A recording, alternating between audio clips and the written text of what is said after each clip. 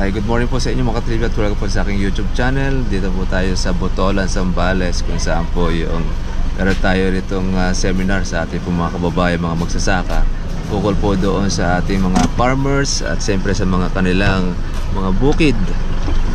At kararating lang po natin, maabot po tayo ng mga alas 12 na po ng 12:30 ng tanghali. Hello po. Kumusta na po? Maaga po kami. Maaga po kayo. Nakuha po kami sa libing. Opo, marami kasi libing ngayon. Napaka-traffic. Kahit sa ano, marami din. May mga nasundan din Naku kami. pa ako, madidelay ka ako kami. Ay, mabilis din yung ano, libing. Opo. At least ka mo dito, hindi kayo nahirapan. Opo, nagpatid na kami sa Patid. Buti alam nga nung kuhan dito na mapagtanungan namin. Oo, sakto kuhan natin. Kala ko po, elf na ano yung dala nyo. Malaki po. Oo. Kay Sir Marvin yung kanyan, mangkas na rin ako. Kaya kakasa tayo dyan. Pero kasi Saan? ito kasing subscriber na ito galing pa sa ibang bansa, sa Japan. Meron siyang farm dito, bukid, kaya nagko siya ng 5 bulto. Meron na siyang naon na sinubukan. Okay naman ang resulta, kaya nag-uulit-ulit. Maganda nga po yung Opo, nakikita ko sa vlog nyo Lalo yung palay, kahit sa Tsaka palay, kuhan siya, maganda marami rin siyang bukid. Gusto rin niya i-develop, tapos gusto niya ma-share dito sa mga magsasaka, dito sa Botolan. Kaya yun, sinabay na rin natin yan. Ay, hello po ma'am. Nakarating din po kami ng maayos.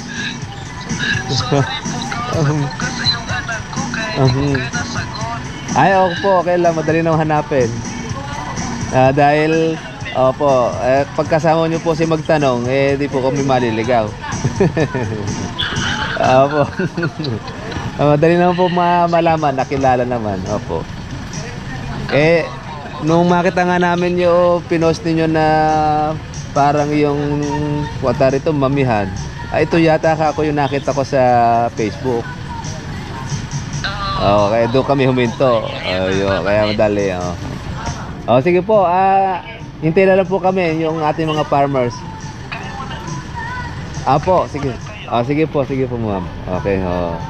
Okay, continue po. Yan, yun yung ating subscriber na nag-request po para po doon sa ating boss. Saan po siya galing? Saan po siya nakaano talaga? Sa Cabanatuan City siya. Nueva Ecija. Kaya dinaanan lang ko doon sa Cabiao. Kasi magkakabayan kami. Ibig sabihin, pag ano po ba, pagka dadaan kayo ng Tarlac, parang mas malayo pag dito ang daan sa Olongapo Ang daan po namin dito sa Kawan sa may triplex ng Concepcion Tarlac.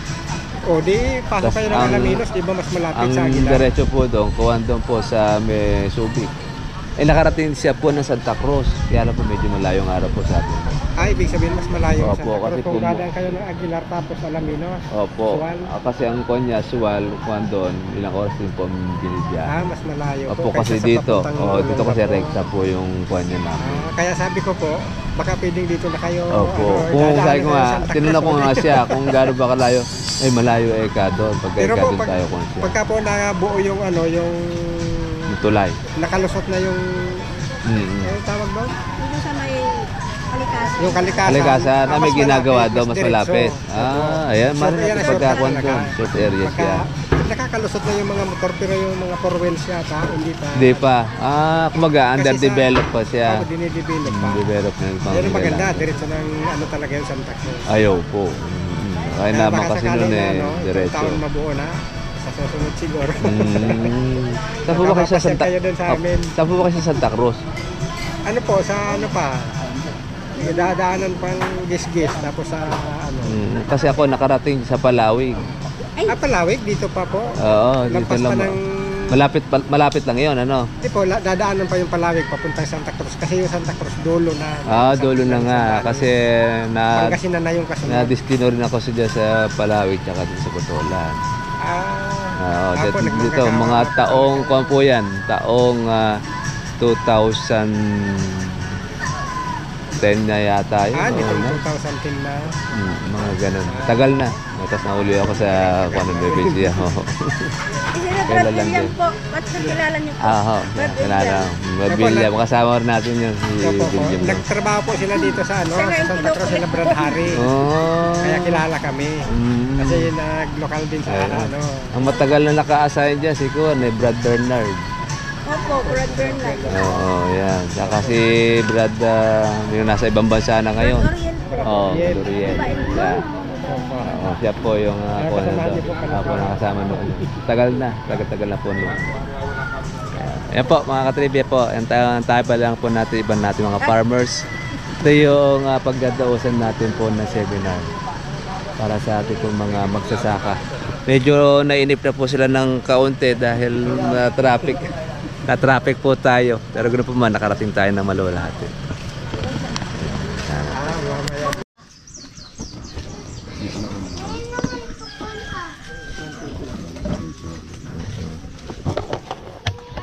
Sige. Samuel! Magandang araw po sa atin lahat. Mag-umpisa na po tayo ng ating seminar. Siguro kayo na po nung Sir Marvin para po doon sa introduce natin po yung abono natin ginagamit bago gamitin po ng ating mga farmers dito po sa Botolan, Zambales, para yung mga katangian niya. Magandang hapon sa inyong lahat at kahit gaano kalayo itong lugar nyo pinipilit naming makarating kasi yun talaga yung sadya namin dahil ito kasing ibinigay na formulation ng mga actually doktor yung nagbigay sa amin ito na galing na US kaya namin na-develop itong mga produkto na to na yun nga trial and error namin yung paggagamit hanggang sa ma-perfect namin yung talab niya. Sa ngayon nga base doon sa sinabi na nagkakatotoo na yung isang nagturo sa amin na isang plant nutritionist at saka isang doctor of genetics ng halaman, magkapatid kasi yun. Mukhang nagkakatotoo na yung sabi nila na malapit nang mag-shutdown yung lupa ng magsasaka. Kasi ang problema talaga yung lupa. Kasi yung sustansya na kailangan ng halaman parang naubos na ba sa tagal ng panahon. Kaya yun na isang problema natin sa ngayon sa Agrikultura. Sa agrikultura natin dahil lupa lang naman ang problema na hindi ko alam kung sinuwerte ko na kumbaga sinatsambahan natin timplahin yung pataba na maganda naman naging talab. Yun nga, marami naman tumatangkilik at lahat naman kung baga sa may mga gumagamit, halos lahat ng taga malayo na kumukuha sa amin ng pataba, maganda yung sinasabi nilang paliwanag. Pero yung malapit doon sa may akin, para hindi ito malaba. Siyempre wala tayong magagawa kasi mga kapitbahay ko yun. Yun nga, ang isang problema kung saan kami ngayon nagpupunta. Ang totoo niya, nang una kong pinuntahan na may tumawag sa amin nung first vlog na-introduce namin yung organic fertilizer na yan. Ang una namin pinuntahan, Bulinaw. Gaano kalayo yung Bulinaw? Para ipaliwanag lang yon. Tapos sumunod dito nga sa sa DRT. Nakarating din kami diyan. Tapos sumunod ata dito sa sa Bugalyon. Sa Bugalyon, 2 beses pa kami in-invite nung isang ron na kasi nga gusto niyang matulungan yung mga magsasaka ron. Plus yan sa Pusurubio. Plus meron din kaming pinuntahan dito sa Santa Ana. Magmamais sila. Yun yung maganda naming makuhanan na resulta. Pero may mga gumamit sa gawin Tarlac sa Maypura. Nag-report sa akin yung gumamit doon. Sir Eka, malamang puntahan ka namin dyan dahil yung mais namin sa kapalay namin, maganda yung naging resulta. Bali member nga ng co-op yung gumamit yung chairman nila sabi sa akin, ako na lang muna Eka, saka ako na lang Eka sasabihin sa kanila na kung ano yung epekto nung kasi Eka, ganito Eka yung mga tao rito. By accident ngayon, nagkaroon kami ng meeting ang seed grower sa Clark. Sa Royce Hotel ata yun. Hindi ko alam yung katabi kong kahuntahan ko. Tinanong ko na siya pala yung presidente ng seed grower do sa Hirona. Tauhan pala niya yung isang gumamit. One time nung bago tumawag sa akin itong nilang, nagkausap sila na malamang Eka, imbitahin ka Eka ng chairman namin dito kasi Eka, hindi naman hindi naman ako talaga kilala. Totoo ko naman kang ginamit yung pataba mo. Kaya yan yung isa nating sa pataba na yan. Ngayon, ang kagandahan ng pataba natin, nung nagpipield kasi ako sa field rice, 4.5 years ako doon. Sumali ko doon sa Palayabangan. Na, yun nga, yung mga turo nitong mga plant nutritionist at doctor of genetics na to. Na, siyempre, alam naman nakakakilala rito. At yung iba nga, hindi rin naniniwala. Lahat ng itinuro nila, yun yung ginamit ko doon sa field rice. Na napatunayan ko na totoo lahat yung ginamit nila. At base dun sa pag-i-stay ko dun sa loob ng 4.5 years, marami tuloy ako natutunan. Na tama, sanay ako mag-alaga ng palay. Ang nangyari sa akin doon, lahat ng trabaho, ang hindi ko lang ginagawa doon, mag-hand tractor. Saka magtanim eh. Pero yung pagpipilapil, yung pagtatabas, pag-i-spray, pagtatanggal nung damo, nga yun yung labanan namin doon, matatawa kayo eh. Paramihan ng ani na pauntian ng gastos. Gaano kahirap magsaka yung tinitipid mo yung sarili mo, gusto mong umani. Kaya gagawin mo lahat ng nalalaman mo yun, maganda na may nagresulta. Yun nga lang, hindi na nila nireplicate yung na dapat sana makinabang yung mga farmers. At itong pataba natin na to, na yun nga, base doon sa mga gumagamit, ako nagtataka din. Parang kung gagamit ka ng synthetic, baka nakadalawang lagay ka na, yung sa akin nakatalab pa. Gaano kagandang benefit nung magsasaka itong ginawa natin nato. Kaya malaking tulong sa kanila itong nagawa natin. At sa amin ngayon, nagkakaroon ng ang sibuyas, palay. Yung salot. Oo, mga anong salot na bumibira sa palay. Mukhang yan na yung palatandaan na talagang may malaki ng problema yung lupa. Ang mabigat lang, maaawa kayo dun sa kasi may barkada ako nagre-research din. Pero sa isang taon baka malunasan na namin dahil meron kaming tinatawag na meron kaming tinatawag na organic insecticide. Sa kayo nakakita ng organic insecticide na tinrial namin ngayon na mukhang makatutulong. Hindi man niya kayang hindi man malulunasan ng husto. Malaking bagay, malaking tipid. Kasi yung kasama ko, ang problema pala sa sibuyas, hindi ko alam kung kulang 2 hektarya yung bukid niya. Kada spray 4,000. Nauubos yung insecticide. Inuubos hindi naman po sabihin mong every 3 days yun. Ngayon, pag sumuko ka naman na kamukha ngayon, nagpabunot siya. Kumbaga sa 1 linggo pa. Hindi na nahintay hindi na nahintay na pagulangin, dadalhin sana sa storage. Dahil doon na nakakagat sa laman yung uod, kaya binabunot. Buti nga mahal ang sibuyas ngayon sa amin sa yung puli. Bali 40 ata ang bunot, kaya kahit pa paano makikinabang sila rin sa Ibig sabihin, kikita pa rin kahit na medyo maliliit yung sibuyas kasi nga hindi nga na nakalakit. Ayaw pinahihirapan ng gusto ng nitong mga uod na to na Harapas. Na yung uod naman na yan, sa totoo lang, meron kasing tinatawag na ratio ng nitrogen potassium. Let's say, kamukha nung sinabi mo, okra yung tanim mo. Kaya po sa mais, maraming Yung pataba ng palay, kung i-compare mo sa okra, baka dapat doblehin mo yung ilalagay.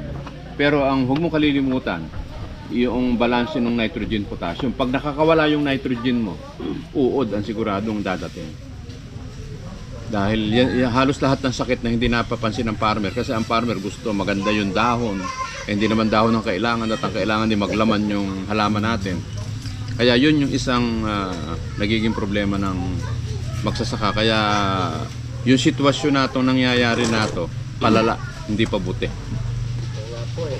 Tapos yun yung isang kinalaman pa rin yung paggamit natin ng lason. Kaya ang tao, pansinin nyo, papaigisin ng buhay. Magtataka kayo, merong 50 years old, inatake. Tapos 50 pababa, diabetic na yung iba. Yun yung isang dahil nga rin sa mga kinakain natin na hindi ko kumakain ka ng ampalaya at binili mo sa palengke, madadamage ka. Hindi ka safe dahil hindi mo naman tanim eh. Dapat magtanim ka ng sarili mo para wag mo mabombahan ng lason. Sa totoo lang yan yung mga taga-Europe na yan, taga-US na yan, dito tinatambak sa atin yung mga pinagamitan nila. Na lason sila, hindi na gumagamit, tayo na lang. Ngayon, kung titingnan nyo, pag gumagamit tayo ng lason, sa lugar namin, magtataka kayo, Ang butika sa amin, nagkakagulo, tabi-tabi. Doon nga sa barangay namin, baka magulat kayo, pinag-uusapan natin, barangay. Ang butika sa amin, 5. Barangay lang yan. Tapos yung kinalalagyan ko isang barangay na katabi nun, pangalawang barangay ata, ngayon 3 na may butika nun. Pero hindi kada barangay yan nagsisipagtayo ng butika. Na yung sabi sa akin nung nagturo, na pagka ang isang barangay o anumang bayan na dumadami butika, palatandaan niya na yung mga tao kumakain ng pagkain walang sustansya. Dahil pag nagkasakit ka, saan ka pupunta? Bibili ka ng gamot sa butika. Kaya may-ari din yan, ano, mga multinational. Kaya tayo, hindi natin alam kung ala silang pakialam kasi ang mabigat kasi pag may negosyo silang ganyan parang masacrifice ang masacrifice. Buhay. Basta yung negosyo nila ang kailangang Mabenta. na kaya tayo bili lang ng ng gamot. Kaya yan ang isa napakahirap na sitwasyon ng mga magsasaka. Kaya nga kami baligtad kung ano yung kung sino mag-invite sa amin sa malayo, pipilitin namin pumunta. Dahil sa kagustuhan namin kahit papano lumaganap itong natuklasan namin. Isa pa, parang kahit yung knowledge mo sa pagsasaka o paggugulay, basta nagamit niyo pataba namin, hindi namin alam kung anong magic meron doon sa nagawa namin. At sa aking pag-aaral, mukhang bigay sa akin ng itaas yung ginawa kong pataba.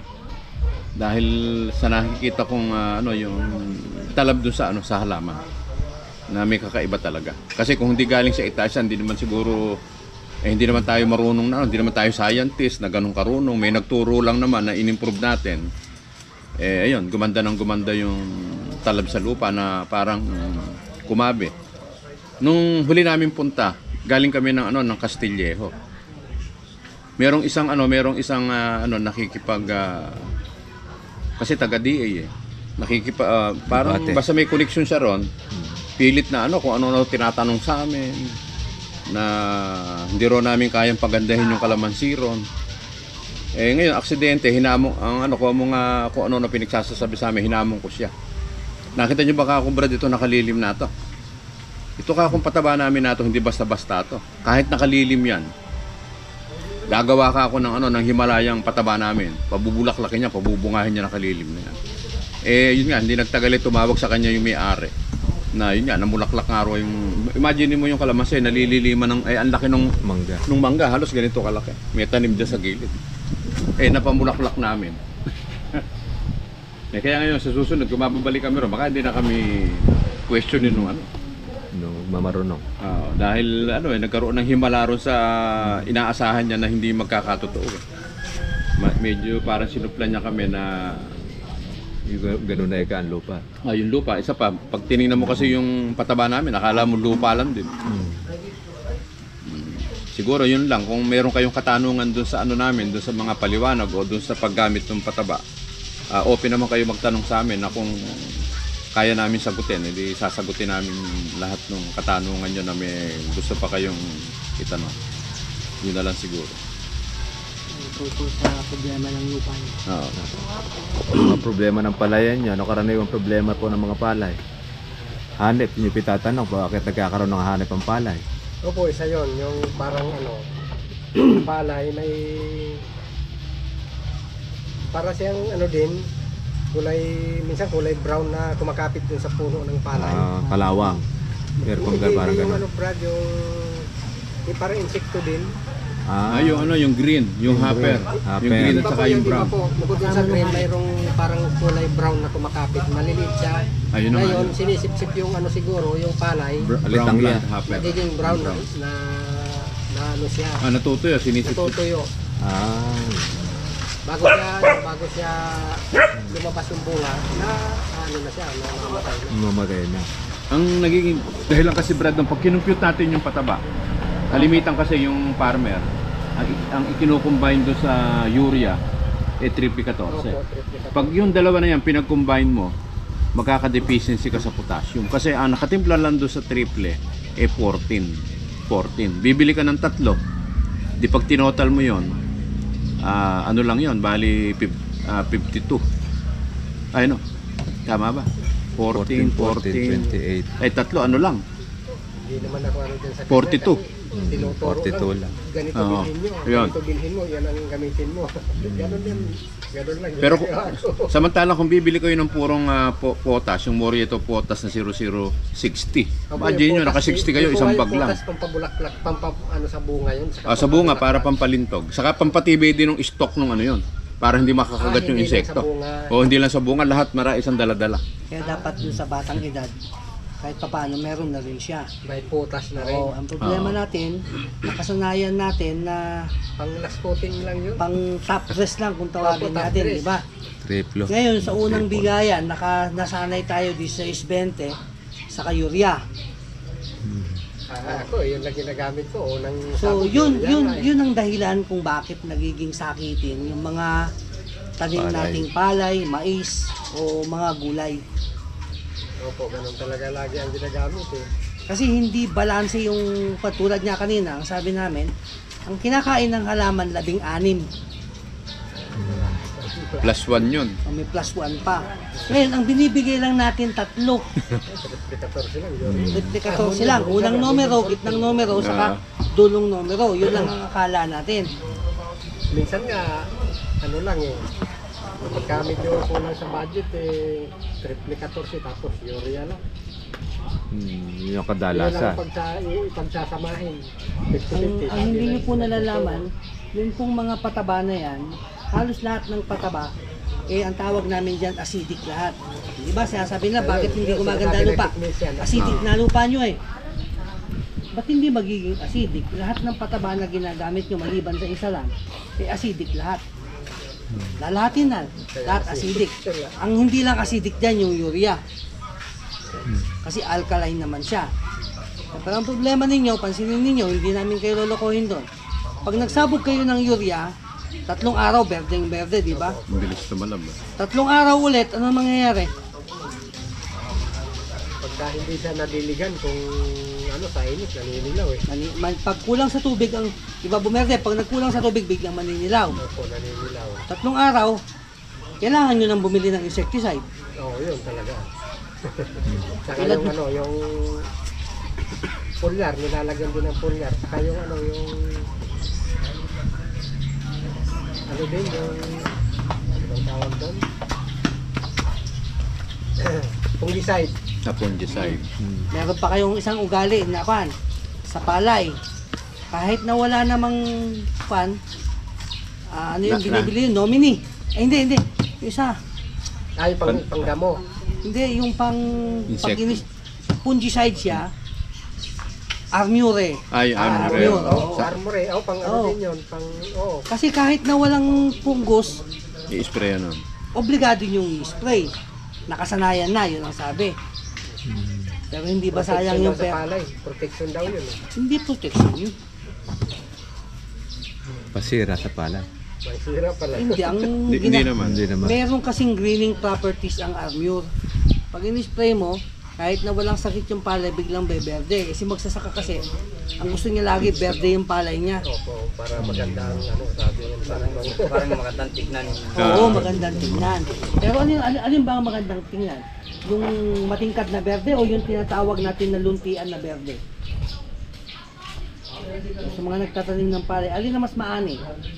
Yung matingkad na berde o yung luntiang berde? Oh, mas maganda yung ano lang, basta yung bunga maganda, lalabas.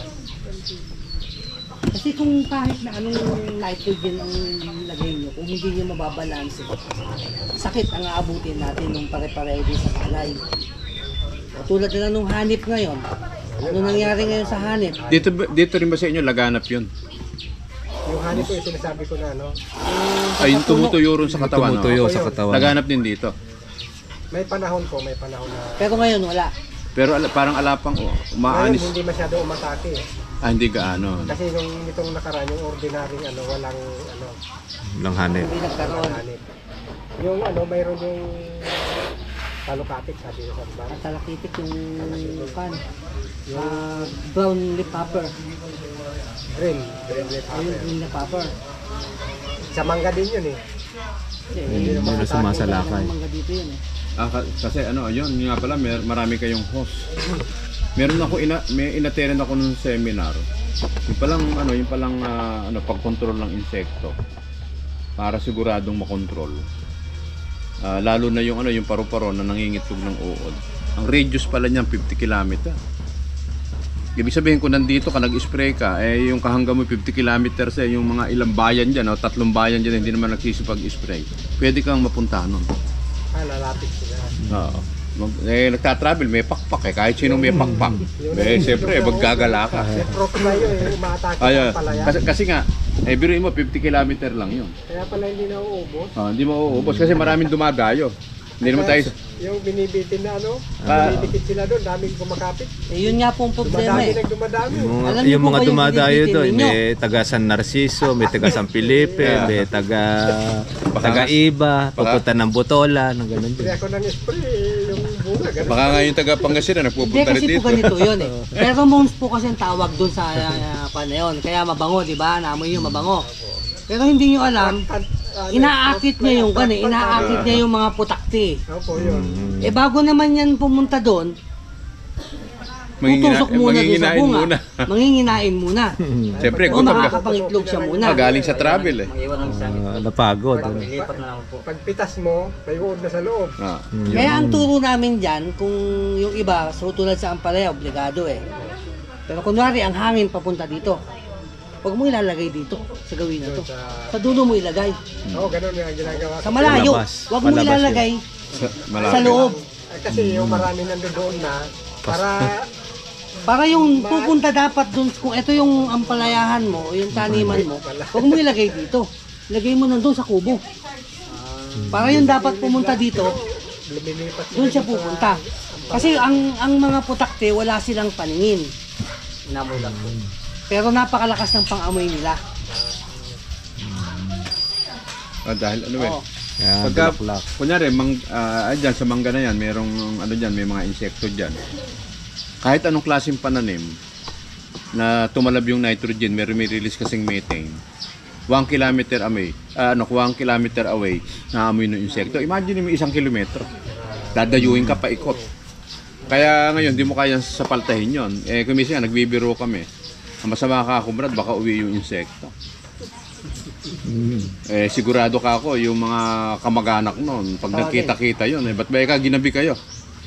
May napuntahan kami lambot kang kumagat doon sa halaman doon. Sa palay. Sasama kami bukas, yun.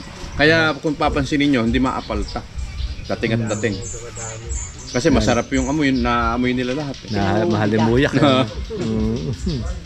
Bili nga ako ng bili, mahal pa naman. Tapos Ngayon, luntian pa yun. Tapos malambot. Lagyan ng tayo ng manok po yung pinagdaminan ng ampalaya. Naglalagay ba kayo ng chicken manure? Lagyan ng tayo ng manok.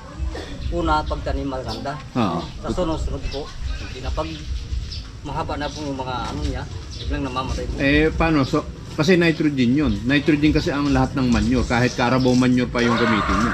Hindi, saka una, yung tayo ng manok na nilagay ninyo, hindi pa totally decomposed. Nilagay mo sa ilalim, gano'ng karami? Nirambol po sa Sa lupa. Diba? Ayun. Kahit nilambol sa lupa. Gano'ng karami? 10 sako sa gano'ng kaluwang yun? Yung dalawang luang po. 2 luwang. 1,000 square meter yan. 1,000 square meter. 1,000, 10, 20. Ano tinanim kalamansi? Pampalaya po. Ibig sabihin 10 bags sa per hectare ang nilalagay nyo. Kalat na po eh. Pag Pakalat nagtanim na. ka, kahit na anong kalayuan, pag umakit na po sa siya, Natutuyo na. Pag nakataas, mamamatay na po yun. Ang hindi lang yung kung kaya yung puno, pero yung mga sanga-sanga yung talagang Naglalantanahan. kung anong klaseng hayop yung nakaano po. Isa po, ayun nga, basta lahat ng source ng nitrogen yung Actually, sakit. hindi hayop yung dahilan nun kung bakit. Una, yung tayo ng manok na nilagay mo, hindi pa fully decomposed ang tawag namin doon. Hindi pa bulok. Gaano po ba katagal ang kwan para totally decomposed ang chicken manure or any manure po? Di ba nakita nyo mainit? Pansinin nyo mainit yung yung sako. Pag lumamig na yon, nang kusang lumamig na siya at hindi na umiinit yung manure doon, pwede na yon. Pero ano? Pero yun, halos inaabot yun sa natural, inaabot yung 3 buwan. Na hindi gagalawin, pero pwede nyo pabilisin. Pero pwedeng pabilisin. Ipoproseso. Yung nangyari sa'yo doon, kung bakit nagkaganon, yung byproducts ng pagkabulok is methane ang tawag doon. Yun, pag sumingaw yun doon sa sa halaman mo, lasong toxic sa kanila yun. Kasi sir, kung halimbawa naghiram ng tansi doon sa pinagtataman, no? Yung naghiram naman kahit anong kalayo ang mamatay din ang ang palaya. Ganun din po. Ang mula sa puno, distinguish ko lang yung sakit ha. Opo. Kumbaga ito yung isang buong puno, pero yung kalahati lang minsan ang Ang damage. ang nadadamage. Opo. O pusarium yun. Yung hindi siya buo na mamatay, minsan buhay itong gawin na to. Oo. Pero yung kalahati niya, may sanga siya na May sanga po. natutuyo. Natutuyo. O pusarium yan.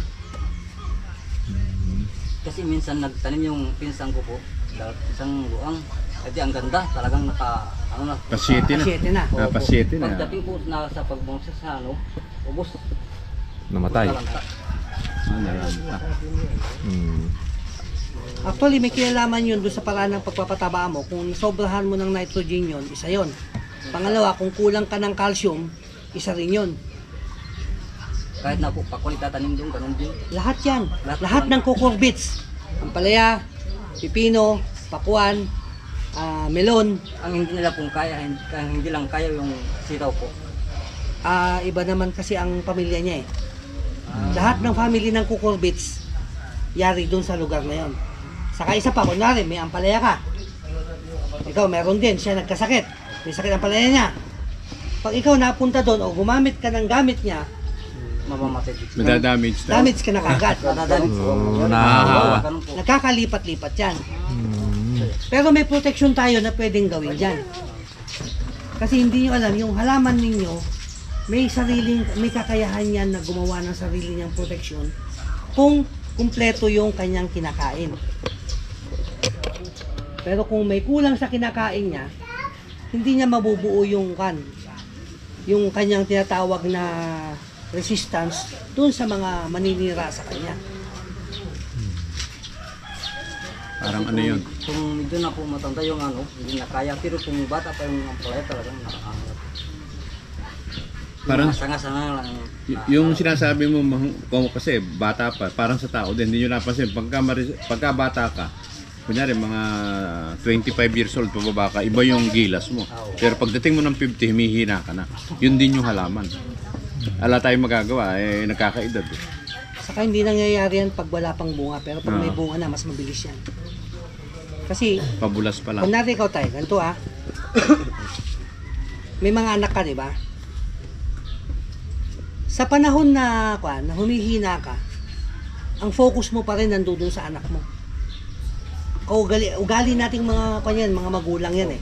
Kahit nanghihina na tayo, kahit na masama na pakiramdam natin, sige pa rin tayo ng trabaho sa kagustuhan natin may maibigay tayo sa mga anak natin.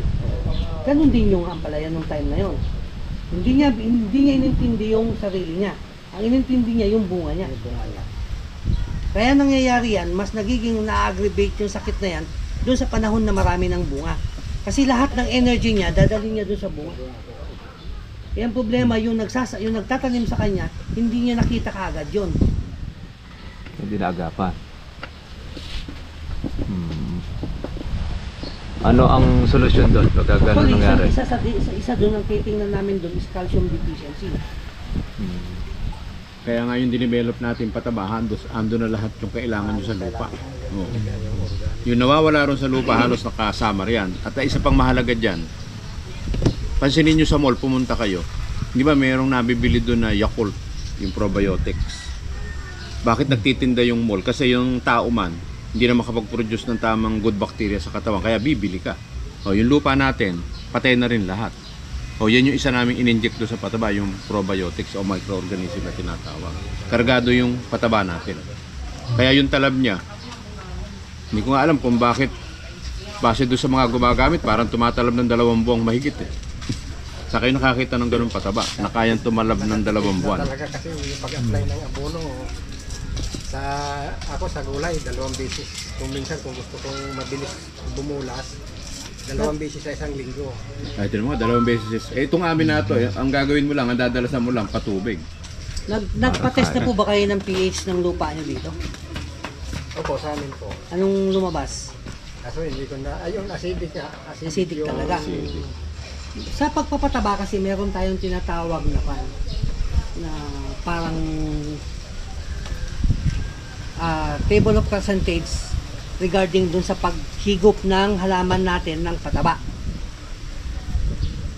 O kunwari itong kudrado na rere. Kaya kita nyo ang pH natin na normal 7. Pagbaba niyan hanggang 6 acidic na ang tawagin natin. Pag sinabi nating acidic ang lupa natin, bumababa yung kakayahan niya na magbigay ng pataba sa halaman. O kunwari ito 7, 6, 5, 4, 3, 2, ano? Kung titingnan mo, pag pH 7 ang lupa mo, nagsabog ka ng isang bag ng pataba. 100% yun pakikinabangan ng kahit anong halaman mo. Pero habang bumababa yan, bumababa yung pH mo, bumababa din yung kakayahan niya na ibigay yung pataba sa halaman. Imagine mo kung 3 ang pataba mo, ay ang pH ng lupa mo. Nagsabog ka ng isang kaban. Itong 4 na bloke nito, isang bloke lang ang pakikinabangan niya. Yung 3 bloke, nandudun lang sa lupa, nasasayang nakalak. Pag ano nga po yung palay, pag hindi na-playan ng abono, Hindi na lalaki. mababa siya. Saka yung bunga niya, maiksi yung uhay ng Ngayon, yung pataba ni Sir Marvin, may kakayahan yan na itaas yung tinatawag natin na pH ng lupa. Kaya yung kanya, pag sinabog mo, magtataka ka bakit matagal ang epekto. Kasi hindi naman ganun hindi naman kayang kunin kaagad nung halaman yan Nasasabi lang ninyo na 2 beses, kailangan 2 beses para tumalab. Kasi nga, yung pH ng lupa mo, mababa. Kunwari, 4 ang sinasabog mo lagi, 1 lang ang napapakinabangan. Yung kanya, 4 ang sinabog mo. Doon sa 2 sabog mo na tig-1 na pakinabangan, gumanda, di ba? Kasi 2. Pero yung sinabog niya dito na 1 beses lang, dahil buo na napapakinabangan, mas matagal yung epekto niya. Dahil 7 yung kanyang pH. Nababalance. Kailan Nababalanse. balance. Minsan may mga pataba tayo na sinasabog natin dyan, pero hindi napapakinabangan, hindi available sa halaman. Pero nandyan. Yung Nakatambak kay Sir yan. Marvin na pataba, pag ginamit nyo yun, maliban dun sa available na pataba na nasa loob ng kanya, may kakayahan pa yan na buksan yung ibang pataba na nasa lupa mo. Kakainin niya yung mga luma. Plus, meron kasi tayong tinatawag na silent worker o yung trabador natin sa lupa natin na kahit hindi mo pa kainin, hindi mo pa meriendahin, huwag mong pasweldohin, magtatrabaho pa rin para sa'yo. Yun yung mga microbes. Yung tinatawag namin na mga probiotics dyan, nandiyan. Pero ang problema, yung mga ibang kumpanya, pinapatay yun. Kasi pag nabuhay yan, malaking pakinabang sa farmers. Kaya nga madalas ka ba, Brad, magpataba? Sabi, 2 beses sa isang linggo ba? Opo, pagka yung Gustong habulin. lalo kung may bunga na, Ayun na nga. para marami mapitas ng bunga, abono ng abono. Pag ginawa mo sa akin yun, patay yung halaman. Kaya nga gusto ko yung alam ng abono. So, sobra eh.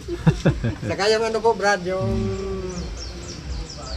insekto, maraming insekto, marami yung uod, saka yung, halimbawa, yung talong. Pagka